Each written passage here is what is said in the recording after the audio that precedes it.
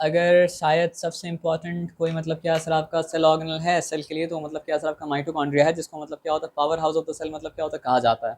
ठीक है ना, क्योंकि ये अगर नहीं होगा तो सेल को एनर्जी मिल ही नहीं पाएगा, और बिना एनर्जी के तो कोई भी लिविंग बींग मतलब क्या हो सकता है सर्वाइव मतलब क्या कर नहीं सकता है ना। तो यहाँ पे आते हैं और बात को समझते हैं। It is known as power house of the cell an energy currency of the cell. Energy currency के बारे में रॉन्ग लिख दिया है। ये कहा जाएगा कि एनर्जी करेंसी मतलब क्या होता है यहीं से निकलता है, जिसका नाम मतलब क्या है सर आपका एटीपी है। ठीक है ना। अब जितना भी मतलब क्या है सर आपका सेल के अंदर इंपॉर्टेंट ऑर्गेनल्स है, आप देखेंगे कि उसके ऊपर मतलब क्या मेम्ब्रेन होगा, है ना। तो इनर, तो और खास करके मतलब क्या है जो ज़्यादा इंपॉर्टेंट है उसके ऊपर मतलब क्या डबल मेम्ब्रेन होगा, है ना।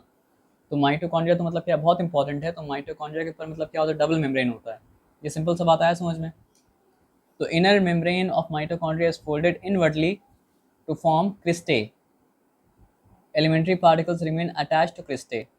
अब देखिए इस तरह का, सॉरी, इस तरह का स्ट्रक्चर क्या होता है बना होता है आउटर मेम्ब्रेन। अब इनर मेम्ब्रेन ऐसा ऐसा उंगली की तरह मतलब स्ट्रक्चर बनाता है, उसको कहा जाता है मतलब क्या सर आपका क्रिस्टे, है ना।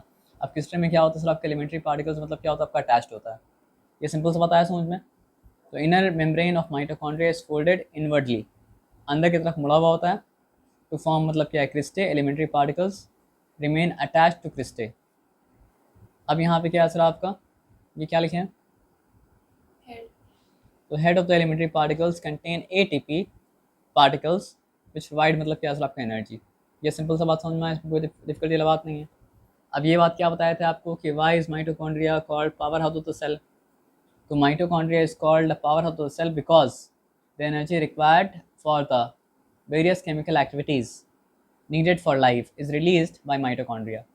यानी जितना भी मतलब क्या सर आपका केमिकल एक्टिविटीज़ लाइफ को ज़िंदा रखने के लिए मतलब क्या सर आपका रिक्वायर्ड है, उसके लिए एनर्जी कहाँ से निकलता है सर आपका एटीपी मतलब ये माइटोकॉन्ड्रिया से निकलता है। और माइटोकॉन्ड्रिया से कौन सा फॉर्म में निकलता है सर आपका एटीपी के फॉर्म में निकलता है ना।